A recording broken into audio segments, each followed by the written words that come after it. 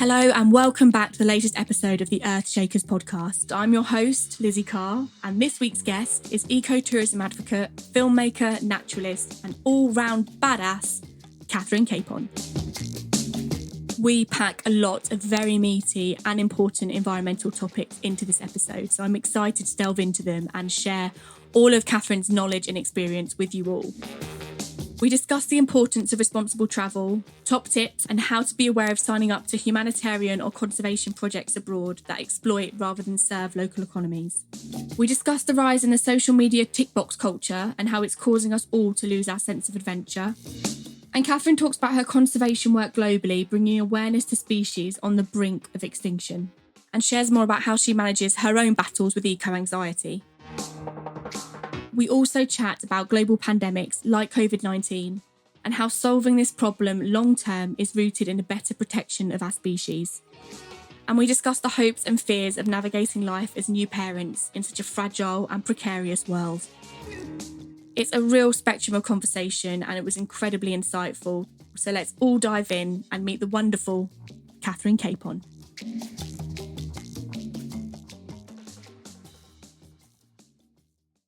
So, hello, Catherine, and welcome to the Earth Shakers podcast. What a pleasure it is to have you here. Hi, Lizzie. Thank you very much for having me. It is a great honour to be chatting to you today about Earth Shakers. Thank you.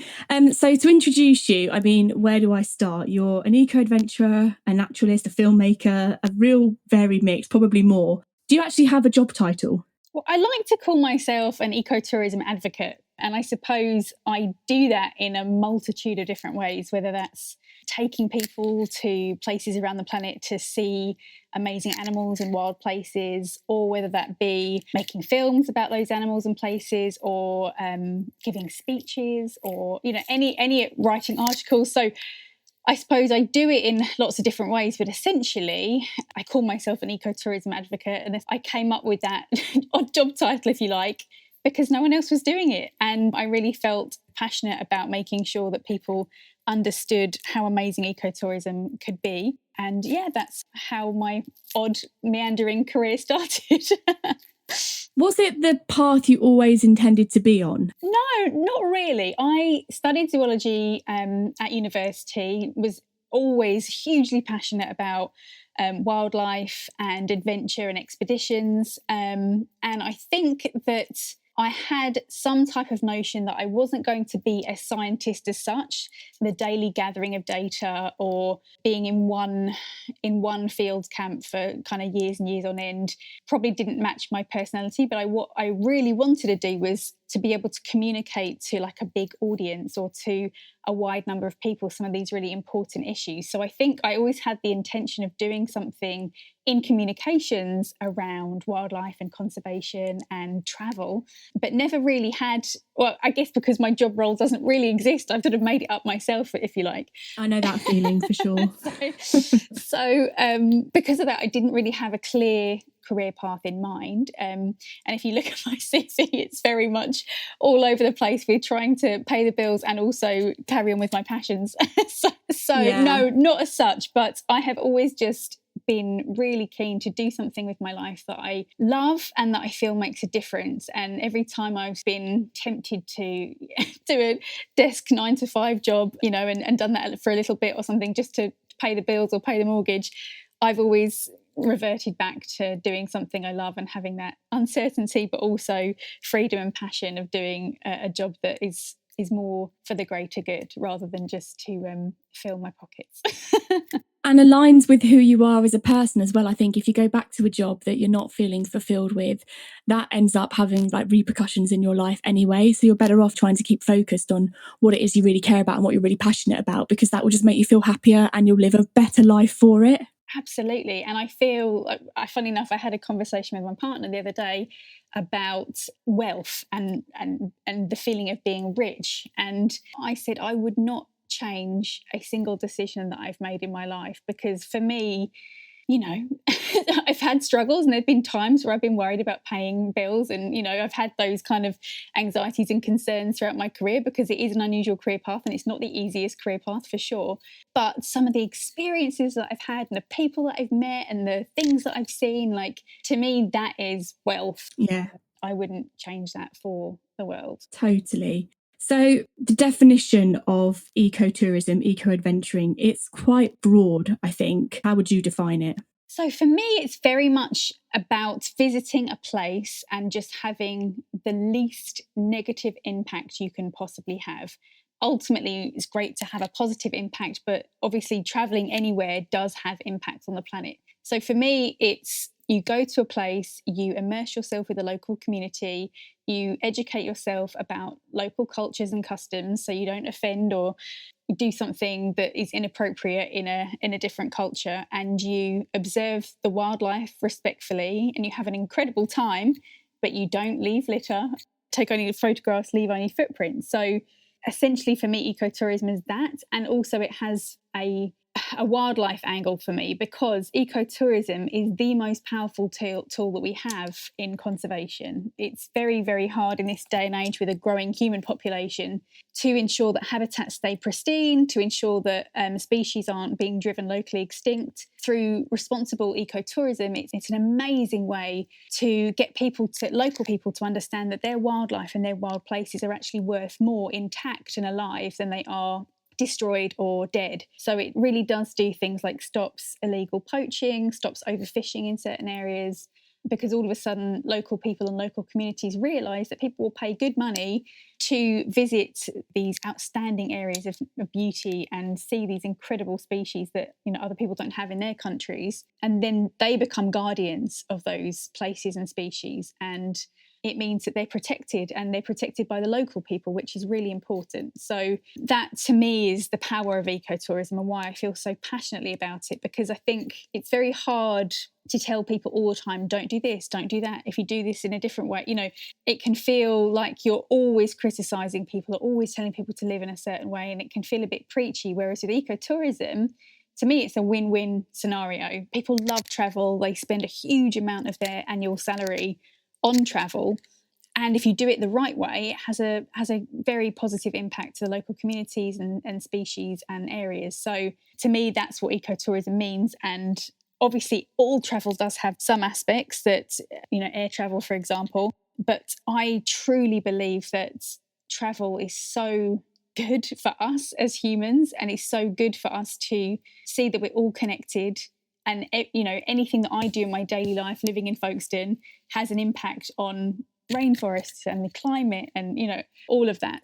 It all has a knock-on effect, and if you travel and you explore these different places, I think you really get that global aspect of, like, we are one planet. We are all having our same struggles, and we all try and do the same thing in different parts of the world, and you suddenly feel empathy and a connectedness to the planet that I think people that maybe don't travel or that don't have the opportunity to travel sometimes miss out on. That's why I'm all for traveling, whether it's just exploring your local areas or your country or neighboring countries, or if you want to go to Antarctica and see the penguins, then go for it if you can afford £20,000. So I'm a real proponent of travel, and travel is great for your spirit and your soul. And you talked about the idea of travelling right. So what would you say 3 top tips you would give to people to be more responsible when they are travelling? Like you said, people will continue to do it. So how do you make sure people do it in the right way? Oh, there are so many. Top 3 is a tough one, but I would say that if you're traveling with an operator or a company, just making sure that that company and operator is as responsible as they may be advertising. For example, ask them questions like, how many local people do you employ? Or, where's my waste taken after my stay? Will we be going into areas where there are sensitive species living, for example? I think asking questions of the operator and just seeing that they really are as responsible as they are maybe advertising themselves as being is really important, because it's very easy to say, oh, I'm an ecotourism operator, but if you're staying in a lodge, where does the energy supply come from? Where does the food come from? where does the water come from? All of those questions it's worth asking, because you may find that actually doing it on your own with your own research and travelling independently rather than through an operator may be actually more co-friendly. So number one is, I guess, asking questions. Number two is act how you would act in your own country. So for example, in your own country, you wouldn't leave, hopefully you wouldn't leave litter. You would take your renewable bags, you wouldn't have plastic water bottles possible, etc., etc. It seems like sometimes people go on holiday and completely forget all of that stuff and ends up just, I don't know, going back to that single-use culture or littering an area because they think, there's nowhere else to put it, or there's no bins, or there's no system in place like there is at home. So what can I do? Well, I just have to throw it on the floor, something like that. So for me, it's just remembering that people that live in those places, this is their country, and respect it like you'd respect your own country. But also, if there aren't bins around to put your litter in, take it with you, take it back home with you, like take it to the airport if you have to. Just remember that, keep your own standards up that you would at home is another thing that I think is really important, because I've seen people do horrendous stuff and they said, it's because there was no systems in place or there was no bins available, so I didn't know where to put it. And it's like, well, come on, use your common sense. Yeah, it goes back to that saying, isn't it? Ignorance is not an excuse with situations like this. No, exactly. Just use your common sense. And the third thing is, this is again a very wildlife specific thing, but you might want to get that amazing photograph of you with a rhino in the background, or you may want to get an incredible selfie, or whatever your goal is for that trip. But making sure that you don't change any animal's behaviour whilst you're away is hugely important. For example, I went to Yellowstone National Park and did a filming project out there, and we were trying to get some really good shots of a moose, and the cameraman that I was with was kind of getting closer and closer and closer to this moose, and it hadn't moved, and it was sort of lying in the snow, and he was getting closer and closer and closer. I said, why are you getting so close? And he said, I really want to get the shot. The background looks great and blah, blah. And I said, look, we don't want to get any closer, because if we move that animal is losing calories to move away from us. And there are super harsh winters in Yellowstone, and every single calorie and every single ounce of energy that moose has shouldn't be used on moving away from us or getting scared and fleeing the site because we've got too close with our cameras. It should literally be keeping that animal alive over the winter. And there are many scenarios where people just get really sort of overzealous with their cameras, or because they want a sighting that no one else has seen, but actually they're putting the animals that they love in jeopardy in terms of their lives. I mean, there's plenty of examples with cameramen using flashlights to take pictures at night, and obviously some of these animals have enormous eyes, or nocturnal animals, so they're used to very dark light levels, and by using a really powerful flash to take a photograph of them, you can actually be damaging their eyesight. So all of that kind of stuff as well is, for me, really important when you're trying to travel responsibly. I think that's a really interesting aspect of it as well. And I see that social media plays quite a big part in the problem that we're seeing, not just around conservation in animals, but adventure tourism as well. So I was in the Norwegian Arctic last year, and the locals were telling me that in recent years, there's been a real flocking of tourists to that area to stand in a queue and wait for their Insta-worthy shot, and then they just leave. And I suppose for me, the question is, how do we step away from this tick box culture where we want to get a photo of a particular view or a particular animal that social media has created, and reclaim our own sense of adventure again, one that ideally prioritises purpose over pictures? Totally. And actually, do you really want to be a sheep, or do you want to be a wolf? Do you want to follow the herd and get the same shot over and over again? Or do you want to be a wolf and do your own thing and travel, go on the unbeaten path, but also, like you were saying, really thinking consciously about what you're doing and why you're doing it. And if you're simply going to a place to get a photograph to kind of boast to your friends, I mean, it's a very odd mentality anyway to start off with, but also the people in that town or that village will start to feel really disgruntled about the fact they're not seeing any benefit from these tourists entering their homeland. So try to do something positive whilst you're there. Don't just get the shot. I mean, if you want to get the shot and that's like your life's ambition to get the shot, so be it, but please try and do something positive whilst you're there. At least communicate with the citizens. I just always think when you go to a country, try and learn a little bit, just a small couple of phrases, because just showing that you have made the effort to talk to the people, learn some of their language, and actually immerse yourself a bit it's a really powerful thing and makes people so much warmer and more open, and you're bound to have many more adventures with those people because they'll be more willing then to show you things that maybe they haven't shown other tourists. I had an example. I was filming in Svalbard. We were filming polar bears and walruses, and we got chatting to the locals because these locals, were showing us incredible places and showing us the best spots to see these animals, and we'd really hopefully tried to immerse ourselves with the local teams up there. But they were saying that sometimes cruise ships come into the port and they found locals just wandering around their houses. And it's because everyone in Svalbard, it's a very small, tight-knit community and everyone knows each other. So they're very, they leave their doors open, they don't lock their front doors. And these people had just wandered into their houses and were just walking around their houses because the doors were open. And the locals were saying, well, why are you in my house? And they said, oh, the door was open. They said, this isn't Disneyland. This is my house. I live here. It's not everything here is up for grabs. Please be aware that this is my personal premises and my dwelling, and I don't want you just wandering through because you feel like you have permission because you're here on a cruise. It's really bizarre behaviour, isn't it? Like I think about that kind of stuff quite a lot, like social etiquette when people travel goes out the window a little bit, and I think that's kind of what you've touched on with your top tips and stuff. Is just be mindful and be sensible and just be aware of the environment that you're in. Like if you wouldn't want somebody walking into your home because you've left the door unlocked, probably best not to do it in somebody else's. Exactly that. What would you do? What would you want in your hometown or in your scenario?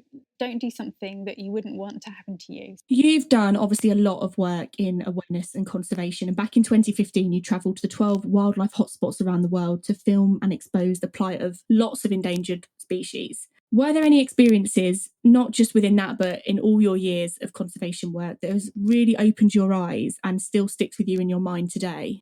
There are so many. You're only allowed to pick one. Which is the one? I guess the one place that touched me the deepest, and the one place that I guess I still have unfinished business with, if you like, and I still feel a huge passion for, is Madagascar. To me, Madagascar is the most incredible island. It's the most incredible place on the planet. Biodiversity is off scale. It really is a zoologist's dream. There are animals there that exist only on that island.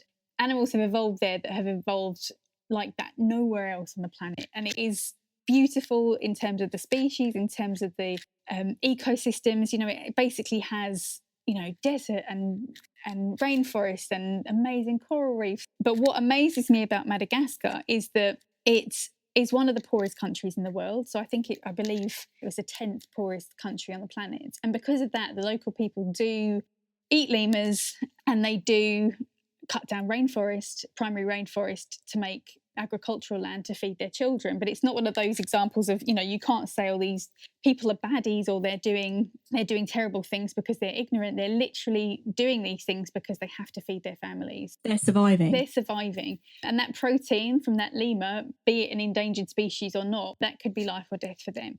So I got incredibly passionate about Madagascar as an ecotourism destination because I just saw the power of the fact that if more tourists were coming to Madagascar and taking advantage of the white beaches and the turquoise sea, but also then trekking into the forest and looking into the canopies at these incredible little primates, cousins of ours, then, all of a sudden the local people would be hired as guides and as cleaners in hotels or as dive guides. All of these job opportunities would crop up, which would mean that actually they have other opportunities to earn a living and other opportunities to develop than just slash and burn agriculture.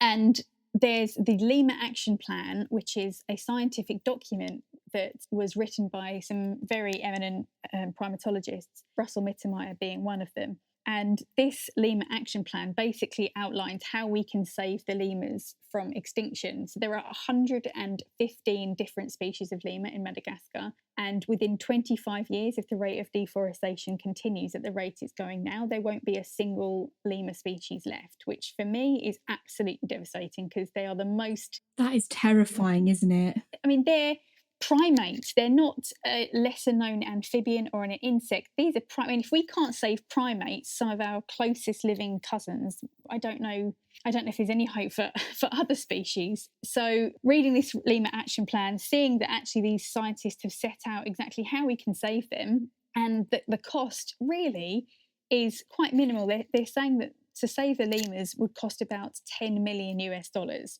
which, if you think about how many millions of dollars have been made through the animated movie Madagascar, for example, that, you know, stole the creative license, if you like, of these species, and that it wouldn't take much to save them from extinction. I've felt a huge passion and a deep burning in my soul to do something and to try and raise awareness and get people to Madagascar and raise money. You know, I don't know if I can raise 10 million, but we'll see, to help save these incredible species and to get more people to, you know, people go to the Maldives and the Seychelles and Indian Ocean destinations like that, but Madagascar isn't really on that list, and I have no idea why, because not only does it have the beaches and the water and the coral reefs of the other Indian Ocean islands, but it also has these forests and these species and these lemurs, which are just magical.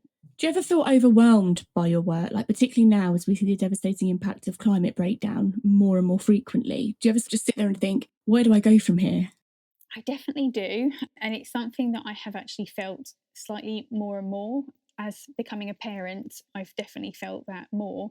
I guess another example from Madagascar, you go onto a beautiful beach and you see just the absolutely phenomenal amount of plastic waste that is floating in the oceans and all over the beach. And you just feel that like gut wrenching churn of like, how can this happen? And this beautiful place has been completely ruined. Or you see a rhino, you know, luckily, I've never seen a rhino carcass dead, but you see all these photographs of rhino carcasses being shown on the internet, and you just think, God, what has the world come to?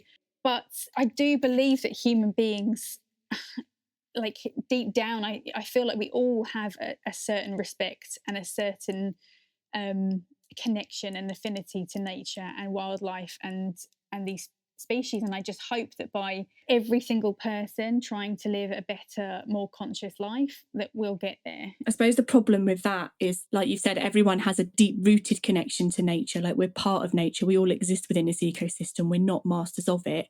But some people, because of our lifestyles and the way we're so urbanized, we're so separated from our original connection with nature that we can't really see beyond this kind of consumerist life that we live. And then that makes it really, really hard for people to, I suppose, not respect, but exist in nature and appreciate what it means and its beauty and sort of the role that we play within that, because they're so far removed from it. Absolutely. And actually, I'm a trustee of the European Nature Trust, and one of our tagline of that is reconnecting people to nature. And it's exactly that. It's trying to get people out of urban areas, out of cities, getting them into the countryside, into more rural or remote areas, and just letting them breathe and watch and see and feel and use all 5 of their senses to soak in the power that is nature. Like you said very rightly, is that we're from and we rely on and we can't exist without. So reconnecting to people, to nature as well, is something, a really good side of ecotourism, because getting people out there and seeing whether it's a squirrel or a badger, and just watching it and concentrating on it and really noticing everything. It's one of those things of settling the mind and just noticing these species and how they live, and how actually some of the behaviours that we show is very innate in all of us. And the more time you spend with animals, the more you realise, we are animals, and our primitive survival instincts often are very similar. And also, I guess the other thing that makes me stay positive is the clean tech industry, because actually I've worked a lot in the clean tech industry, and seeing these developments and seeing how we are overcoming big issues in terms of climate, how we see where energy comes from, and we're looking at automotives and how keeping our houses warm and better way, or, all of these advances that are coming through clean tech is another glimmer of hope for me, because it feels like we are learning from our mistakes, and whether we can learn quick enough is another question. But yeah, we're moving in the right direction, and I think we all have to kind of focus on those positives. Otherwise it can feel a bit all-consuming when these doom and gloom stories are kind of often touted by the media. Yeah, I really agree with that. Let's talk about COVID-19, because we haven't already done that enough for the last 6 months.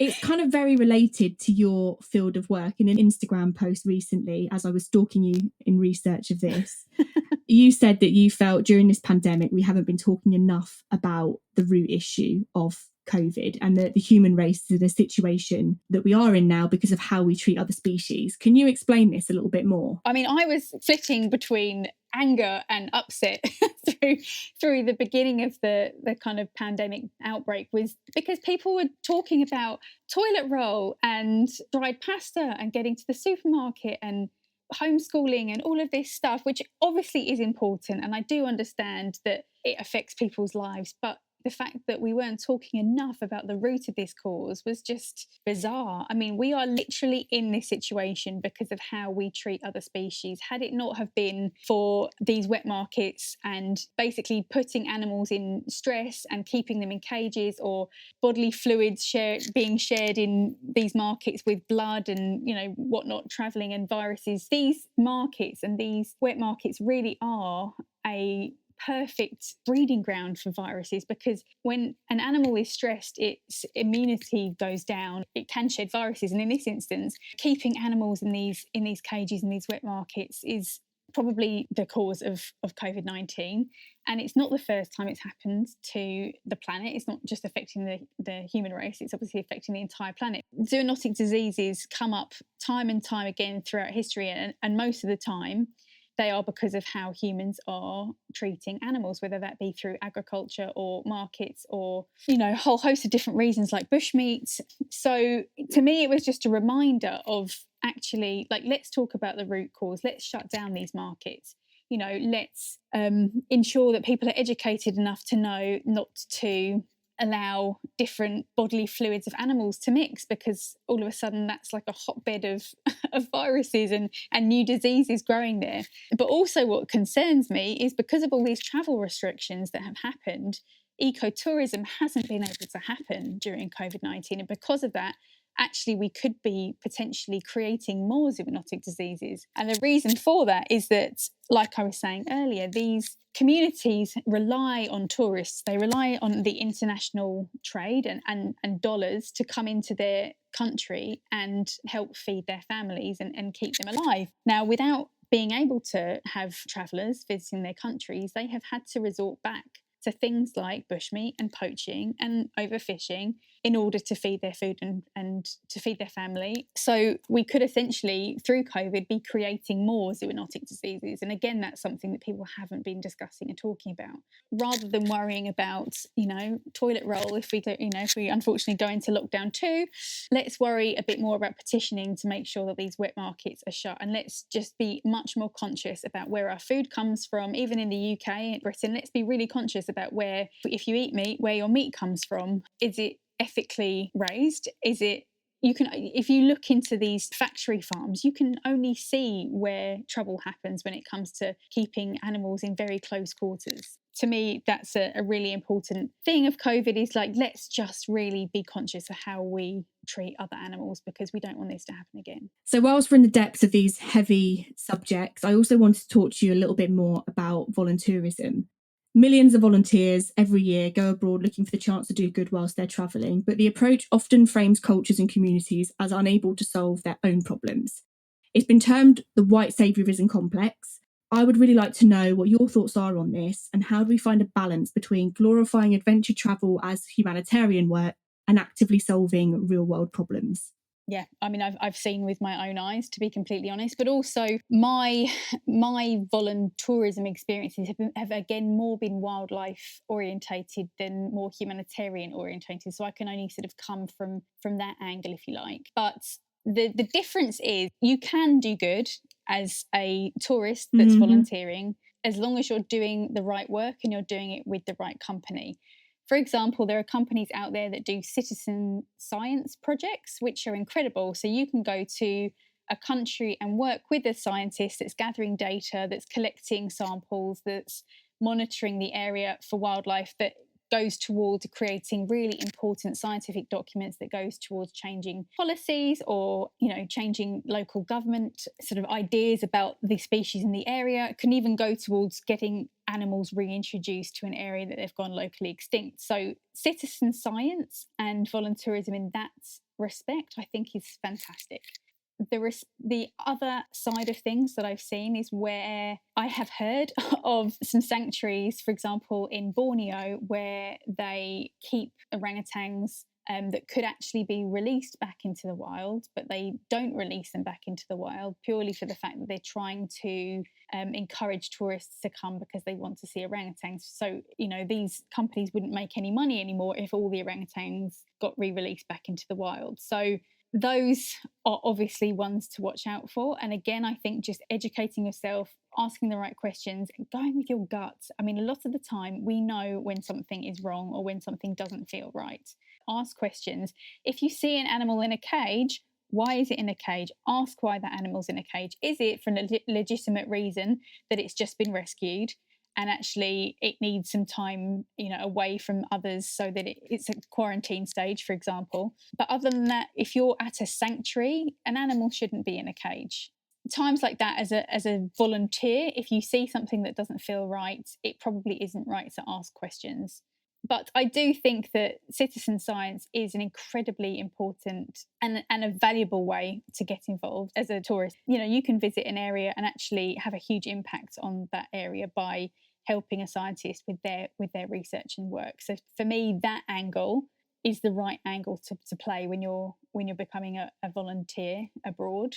When it comes to humans and working on humanitarian causes, I guess the other flag that I have is how long a project or how long a stay you're there for. For example, if you're going to teach English as a foreign language in a school, if you're going for a week or 2 weeks, that's probably going to cause more damage than good.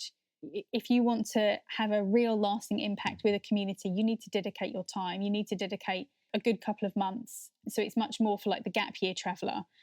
I've seen projects. I was working on a turtle project in Sri Lanka, and there was an associated school, and these bright-eyed volunteers would come in and spend a week and do a bit and then leave, and then another volunteer would come in and the children would bond with that person and they would go straight away, or they'd teach something completely different in a different way that had been taught before. So it's just having that longevity and ensuring that the handover's right and ensuring that you're there for the right reasons and not just as a cheap way to travel. Thank you. I think that's really helpful for everybody just to understand that a little bit more and really think beyond just, where you want to go and what it means to actually be in these places for, like you said, obviously in this case, the wildlife aspect of it, but in other places, maybe the humanitarian aspect as well. We can't really talk about responsible travel without covering aviation. And I know you touched on it very briefly earlier. Flights currently make up about 2.4% of global carbon emissions. By 2050, that number is expected to increase to about 15%, even though we're committed to net zero by 2050. There's a lot of talk about carbon offsetting, and that is a way of tackling this, but I think there's still a lot of confusion around that as a term and what it means as well. Can you explain it? And I would love to know if you think this is an effective solution in the hierarchy of actions to actually tackle climate change. Yeah, absolutely.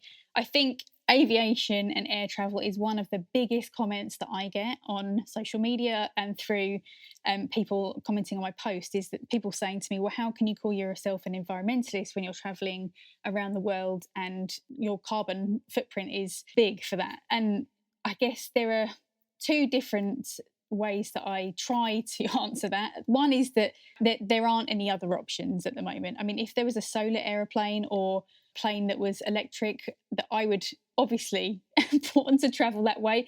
But at the moment, our only option is, normal air fuel. And I, like I said at the beginning, I really do feel that the benefits of travel, hopefully, in terms of being connected, becoming ambassadors for our planet, do outweigh the negatives of that. I hope that the good that ecotourists and the work that they're doing in the regions actually outweighs the carbon footprint that they will be producing by travelling there. You know, I would love to fly on a solar aeroplane, but until we get there, this is our only option. And the other aspect is that obviously the aviation industry actually is one of the industries that is per aeroplane reducing its carbon footprint the most. And the reason for that being is simply dollars. It's more economic. If they can save fuel, then they save money, and therefore that also has a good impact, that they're getting more efficient airplanes because they want to save money, but obviously the efficiency is helpful for the planet as well. So again, as an industry, they really are working to reduce fuel emissions because of that very reason. They're trying to save money. With regards to carbon offsetting, I think it's really important to know there's been lots of negative press about carbon offsetting because there are kind of scams out there, and how do you actually know that the trees are being planted that offset your emissions for your travel? There's a really amazing, I don't shout out companies very often, but there's a really amazing company called Climeworks, which is a Swiss company, and they have designed a module that actually removes CO2 from the atmosphere. So it literally is reversing climate change. It essentially does the same thing as a tree, but does it in this module. And the reason that I talk about them with regards to carbon offsetting is the fact that you know exactly how many grams of carbon are being removed per flight that you're doing, and it's actually going to happen. They've got an amazing plant in Iceland that's doing that. But also, obviously, there needs to be a great balance. Reforestation is really important as well in terms of our battle against climate change. But for us to reduce our carbon emissions, we physically don't have enough land that's able to be reforested. So without these modules and without this clean technology to also remove CO2 from the atmosphere that way, we won't get to levels that we are all aiming for. So in terms of, because our cities are growing, because there are areas of the planet that physically can't grow trees like deserts and the Arctic, we only have a certain amount of the area that could even be reforested anyway to offset our carbon emissions. So I would definitely look at a company like Climeworks as a great one to look at if you're offsetting your carbon emissions for flying. I don't think that offsetting your carbon emissions is a bad thing, as long as you know exactly how that process is working, exactly what company you're using, and knowing that it actually is happening. And I think with Climeworks, you can tick all of those boxes. So that's why I really advise them as a company. So more generally with carbon offsetting, you've said there about how it's helpful to know if the company's actually planting trees. Say they're planting the trees, they're protecting the forests, but that doesn't actually get rid of the problem, which is the carbon emissions in the air, especially if you're planting trees and they take maybe 50 to 100 years to grow. Do you think that is the solution to solving this problem, so that we can justify increasing air travel to the scale that we are by 2050 because we're offsetting what we actually use in terms of fuel? It's a really tough one. I want more people to travel. I really want more people to have the opportunity to travel. So whether from whatever income background they come from whichever country they come from, I would love to see more people traveling around the planet because of all the reasons that we mentioned earlier. So obviously that has an impact on the amount of carbon emissions that we put out into the atmosphere. I want more people to travel, but I know that has an impact on the atmosphere. I would love to see different solutions being developed and developed faster. I mean, why don't we have electric airplanes yet? I'm sure that, we're a hugely intelligent species. We've overcome many hurdles in terms of our sort of development in the past. If the right amount of money was invested into that, I don't see why that can't happen and couldn't happen quite quickly. We've done it with cars, we've done it with yachts, we've done it with ferries, we've done it with cruise ships. Why can't we do it with planes? The ideal for me would be a scenario where we wouldn't need to be offsetting because we wouldn't be putting carbon in. We'd be finding solutions to air travel that is a great way to travel without putting carbon emissions in, which means that more people can travel. Good answer. Innovation. Yeah, innovation and clean tech. Yeah. And finally, congratulations, you've just become a mum for the second time. I have, thank you. What do you want the future to look like for your own children? And this is particularly pertinent to me, given that I'm about to have a child as well. So I'm really interested to hear what you have to say. I know. Congratulations to you Thank too. you. I know, congratulations. It's a real funny one because obviously I've always cared about the planet and the future of the planet, but you can't help but care significantly more once you have children, because all of a sudden, these perfect little beings that you bring into the planet are going to inherit what we are going to leave behind. And that can feel very overwhelming and very daunting sometimes, especially with COVID and zoonotic diseases and pandemics. I mean, I felt even just for, I mean, this is sort of veering off topic slightly, but I have even felt that, how is my son going to be impacted when he has grown up now having to cross a road when he sees someone walking down the pavement because he wants to avoid other people? What type of long-term impact is that going to have on him where he's trying to avoid other human beings?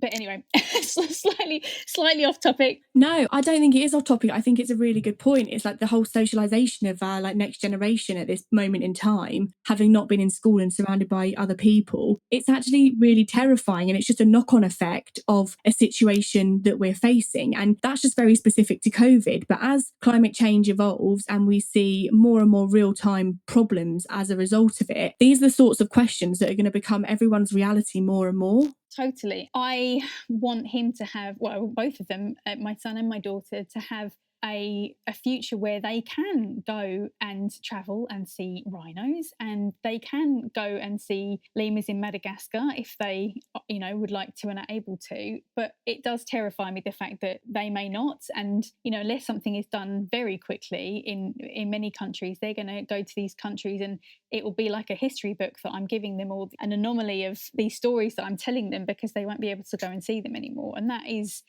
a really scary reality. But if anything, it just fires me up to work even harder, because now I have something really, I have progeny, I have a future on this planet even longer than, when my physical body is gone. The loves of my lives and my genes are still going to carry on this planet. And I want to help as much as I can to make sure that they have the very best life and the very best experience, and have all the great experiences that I was able to have, and not have dreadful experiences like more pandemics in the future. So it just fires me up to work even harder to get more people excited about these topics, get more people out with nature, get more people traveling responsibly, get more people excited about wildlife. And there are so many amazing spectacles on this planet that we just need to appreciate and realize that if we don't do something quickly, we will lose them forever. Extinction is forever. And it's forced me to be a lot more proactive with my work and making sure that I had a baby 7 weeks ago and I'm already back working again. Most people would be sort of saying, calm down and just spend more time being a mum to start off with, but I can't, because I feel so passionate about this. I've got straight back into it. I suppose it feels really personal now. That's even though I haven't had my child, I do feel like my environmental fight, it's different now. It feels much more personal to me because I'm bringing somebody into the world. And if this doesn't get resolved and improved, they have to live with the impacts of that. And it doesn't just scare me, it really upsets me. Yeah. And we've made a choice, right? We've decided to have children because we're in a very fortunate situation that in our country you can choose whether or not to have children because we have contraception, and we've chosen to have children, and therefore we've made a choice to bring these beings into the planet, and therefore we are responsible for how the planet is there to receive them, if you like. And it definitely feels personal. And I've seen that you've got some really exciting things moving forward with, it's no longer Plastic Patrol, right? Planet Patrol? Yeah, we've changed our name now, no longer Plastic Patrol. Very exciting. And I like the fact that it's kind of getting broader and getting deeper. And yeah, I think that also has a real, it shows your fight for the future of our planet for your child. So that's really exciting. Oh, thank you. I know it's been a big slog to get it there, but it's something we've been wanting to do for quite a long time. So it's exciting. Before you head off, because I've really loved this chat, there's one final question that I like to ask all my guests. What does being an earth shaker mean to you? Being an earth shaker means to me doing something every day, whether it's big or small, do something every day that makes our planet a better place for all its inhabitants, and not just humans, not just our children, but for the species and the trees and the plants and everything that lives around our planet. So do something every single day that makes our planet a better place to be. Do you know, that is such a brilliant answer. And everyone I ask always comes up with something that I'm like, yeah, that's exactly what it is. And it's like, it's everything. So thank you for that. And thank you for such an insightful, interesting chat. I always love talking to you. And I always find that I learn so much from you when you're telling me things. So really, really love this. And thank you for being an earth shaker. Thank you for having me, and I'm very, very excited about the birth of your little one. So huge congratulations again, and we'll be watching this space for the newest Plastic Patrol member, or Planet Patrol member now. Yeah, Planet Patrol member. I do it as well all the time, still calling it Plastic Patrol. Thank you so much. Take care, Lizzie. What a passionate and incredible person Kat is, and just hearing about all the work that she's done in conservation and her views on some really, really big, meaty issues is so insightful. So I hope everyone really enjoyed it. If you did enjoy it, then it would be really wonderful if you'd leave a review or share it with your friends, put something on social media about it. Because this is a new podcast, I'd really love to try and get the word out there and get more and more people hearing about these really important issues that our guests are talking about. So that's it from me this week. Thank you all for tuning in, and I will see you next week with another inspiring Earth Shaker.